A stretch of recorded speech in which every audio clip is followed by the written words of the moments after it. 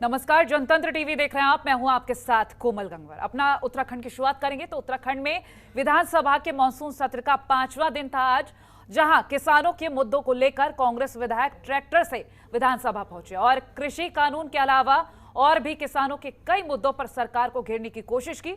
आपको बता दें कि मानसून सत्र में आज सत्ता और विपक्ष पक्ष की तरफ से कई मुद्दों पर चर्चा की गई है।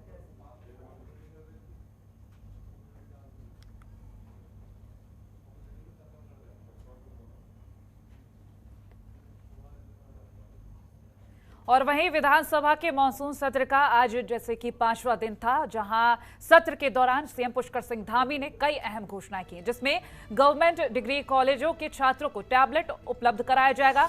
पुलिस, राजस्व और ग्राम्य विकास के कार्मिकों को कोविड काल में योगदान के लिए प्रोत्साहन राशि भी दी जाएगी। इसके अलावा विधानसभा सदस्यों को दी जाने वाली विधायक निधि में से 1 करोड़ की कटौती को निर्गत किया जाएगा। राज्य में बने कैंट बोर्ड में रहने वाले भूतपूर्व सैनिकों का हाउस टैक्स माफ किया जाएगा। और वहीं प्रदेश के सभी विद्यालयों में छात्राओं के लिए अलग से शौचालय की व्यवस्था सुनिश्चित की जाएगी। और शिवानंद नौटियाल छात्रवृत्ति की राशि को 250 रुपए से बढ़ाकर 1500 रुपए करने और साथ ही इसके लाभान्वितों की संख्या को 11 से बढ़ाकर 100 करने की घोषणा है। और श्रीदेव सुमन राज्य मेधावी छात्रवृत्ति की राशि को 150 रुपए से बढ़ाकर 1000 रुपए करने की घोषणा भी की गई है।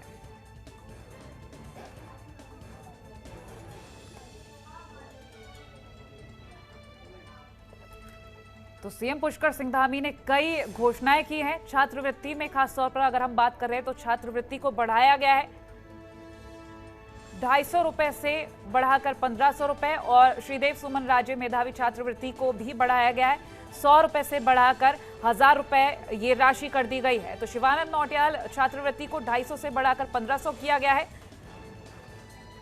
गवर्नमेंट डिग्री कॉलेजों के छात्रों को टैबलेट दिए जाएंगे और विधायक निधि में 1 करोड़ की कटौती की जाएगी। तो ये बड़े फैसले, कई अहम घोषणाएं की गई हैं जो कि आपके सामने इस वक्त हम पहुंचा रहे हैं।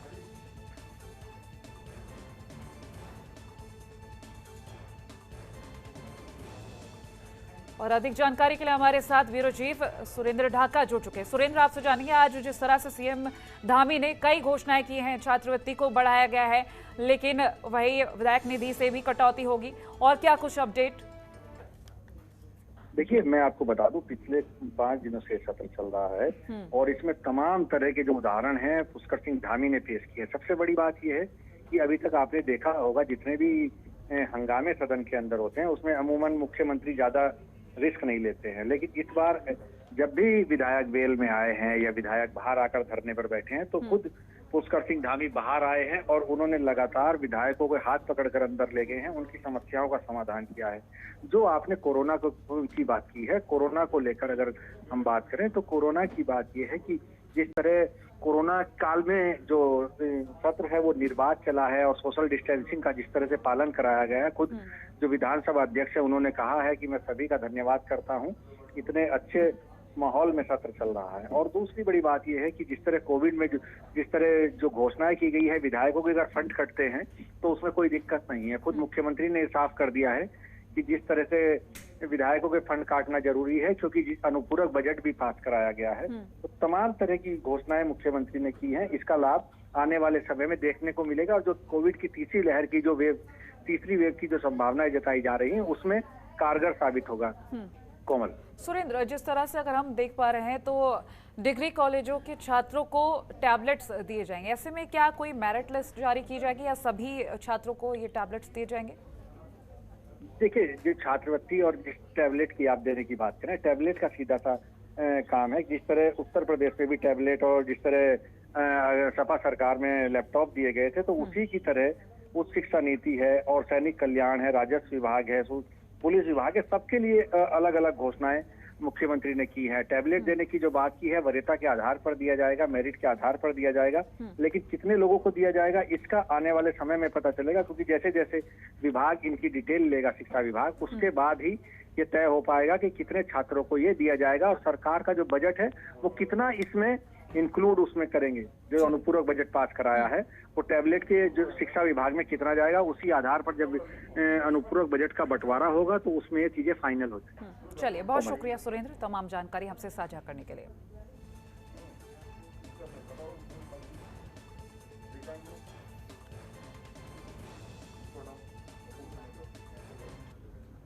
इन दिनों उत्तराखंड में बारिश आफत बनकर बरस रही है। बीती रात भी हुई बारिश की वजह से मालदेवता में कई मीटर सड़क सोंग नदी में समा गई और वहीं मुख्यमंत्री पुष्कर सिंह धामी ने भारी बारिश की वजह से नदी में अधिक पानी आ जाने से क्षतिग्रस्त सहस्त्रधारा मालदेवता मार्ग का स्थलीय निरीक्षण किया। मुख्यमंत्री ने जिलाधिकारी देहरादून आर राजेश कुमार को नदी को चैनलाइज करने और सड़क के क्षतिग्रस्त हिस्सों को जल्द से जल्द फिर से ठीक कराए जाने के निर्देश दिए। मुख्यमंत्री ने स्थानीय लोगों से भी मुलाकात की है। इस मौके पर विधायक उमेश शर्मा काऊ सहित कई लोग मौजूद रहे।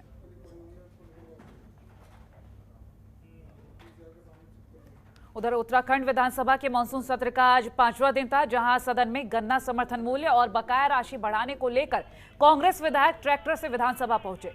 नेता प्रतिपक्ष प्रीतम सिंह की अगुवाई में विधायक आदेश चौहान, हरीश धामी, करण महारा, मनोज रावत, काजी निजामुद्दीन सहित और भी विधायक ट्रैक्टर पर बैठकर विधानसभा पहुंचे थे। कांग्रेस विधायक काजी निजामुद्दीन ने कहा कि केंद्र सरकार ने 3 काले कानून पास किए हैं, जिसके विरोध में कांग्रेस प्रदर्शन कर रही है। ये बिल किसान विरोधी है। इन बिलों को कतई बर्दाश्त नहीं किया जाएगा।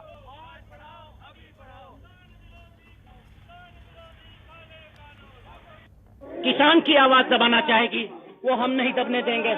ये हमें अंदर गन्ने के साथ नहीं जाने दे रहे हैं। हमारे प्रश्न लगे हुए हैं, हम उसको मिस नहीं होने देंगे। हम अभी अंदर जा रहे हैं। अगर इन्होंने आज हमारे हिसाब से गन्ने का, बाढ़ के किसान का, चक्राता के किसान का, पिथौरागढ़ के किसान का, पुरोला के किसान का, रानीखेत के किसान का अगर कहना नहीं माना तो हम फिर इस धरने को यहाँ जारी रखेंगे। उत्तराखंड में पिछले 2 दिन से लगातार रुक रुक कर हो रही बारिश ने जनजीवन अस्त व्यस्त कर दिया है और वहीं भारी बारिश के चलते प्रदेश में तमाम सड़कें बंद हो गई हैं।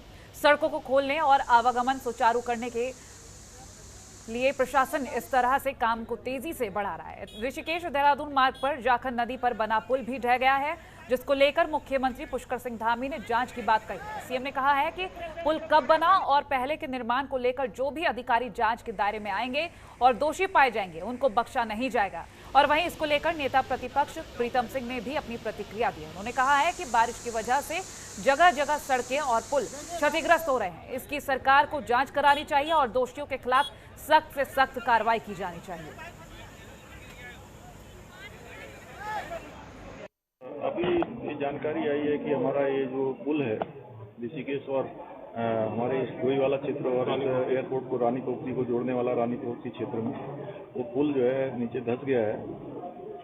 मैं सबसे पहले तो आप सबके माध्यम से कहना चाहता हूँ कि मैं इसकी जांच करवाऊंगा कि ये पुल कब बना था और इसमें कौन सी कार्यदायी संस्था थी।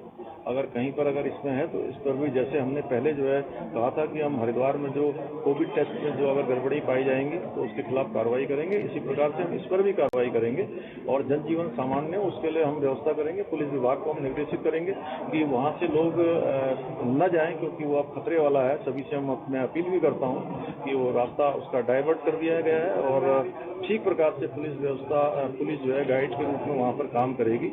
इस तरीके से लगातार जो है बरसात के मौसम में सड़कें ध्वस्त हो रही हैं और पुल गिर रहे हैं, तो कार्य की गुणवत्ता पर जो प्रश्न चिन्ह खड़े हो रहे हैं। आज भी जो है एक पुल गिरा है और जिस तरीके से वो क्षतिग्रस्त हुआ तो मैं समझता हूँ बहुत गंभीर विषय है और ये कार्य की गुणवत्ता पर एक बहुत बड़ा प्रश्न चिन्ह जो है खड़ा हो गया है।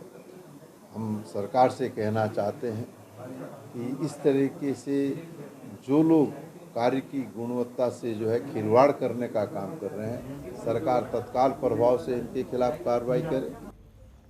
और वहीं मुख्यमंत्री पुष्कर सिंह धामी ने उत्तराखंड के 200 राजकीय माध्यमिक विद्यालयों में व्यावसायिक शिक्षा कार्यक्रम का शुभारंभ किया। मुख्यमंत्री ने राज्य के अलग अलग विद्यालयों के छात्र छात्राओं, अभिभावकों और अध्यापकों से वर्चुअल संवाद भी किया। इस मौके पर उत्तराखंड के विद्यालय शिक्षा मंत्री अरविंद पांडे ने भी सीएम के साथ यहां मौजूदगी दिखाई और मुख्यमंत्री ने कहा कि प्रदेश के सभी विद्यालयों में छात्राओं के लिए अलग से शौचालय की व्यवस्था सुनिश्चित की जाएगी।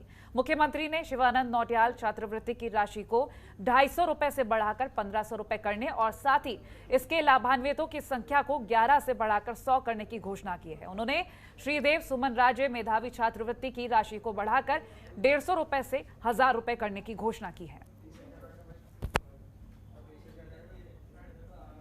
देखिए, हजारों छात्र छात्राओं ने सीधे आज संवाद किया है, सीधे हम लोगों ने उनसे संवाद किया है और इसमें 2-3 चीज़ें, एक तो 10वीं और 12वीं कक्षा के जो बच्चे हैं और राजकीय विद्यालयों में पढ़ने वाले, उनको हम लोग जल्दी ही टैबलेट उपलब्ध करवाने वाले हैं। जल्दी उनके लिए टैबलेट की व्यवस्था करेंगे।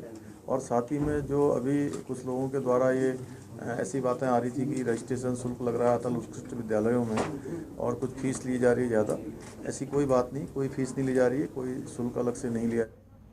हरिद्वार कुंभ में हुए कोविड-19 घोटाले में उत्तराखंड सरकार का बड़ा एक्शन सामने आया है। बता दें, फर्जी टेस्टिंग घोटाले में हेल्थ डिपार्टमेंट के 2 अफसरों को सस्पेंड कर दिया गया है। सस्पेंड हुए अफसरों में अर्जुन सिंह सेंगर, जो कुंभ मेले के मेला स्वास्थ्य अधिकारी रहे, उन्हें सस्पेंड किया गया है। और वहीं हेल्थ डिपार्टमेंट की तरफ से तैनात प्रभारी अधिकारी एनके त्यागी को भी सस्पेंड किया गया है। कुंभ के कोविड-19 टेस्टिंग घोटाले में एसआईटी जांच के बाद ये कार्रवाई की गई है। वही जांच के बाद अब तक की सबसे बड़ी कार्रवाई है ये। इन दोनों अफसरों को टेस्टिंग से जुड़ी फर्मों के साथ साठगांठ करने, राज्य को वित्तीय नुकसान पहुंचाने और अनुशासनहीनता के आरोप में सस्पेंड किया गया है। और वहीं एसआईटी जांच के आधार पर फर्जी बाढ़ से जुड़ी फर्मों पर कार्रवाई का आदेश दिया गया है और हरिद्वार के एसएसपी को एसआईटी जांच के आधार पर कार्रवाई करने को कहा गया है। कुंभ के दौरान हुआ कोविड-19 घोटाला खासा चर्चा में रहा है। इस घोटाले के चलते उत्तराखंड की देश भर में बदनामी भी हुई। ऐसे में बीजेपी सरकार के सामने खुद को सही साबित करने की बड़ी चुनौती थी और जरूरी था कि इतने बड़े घोटाले में एक्शन नजर आता।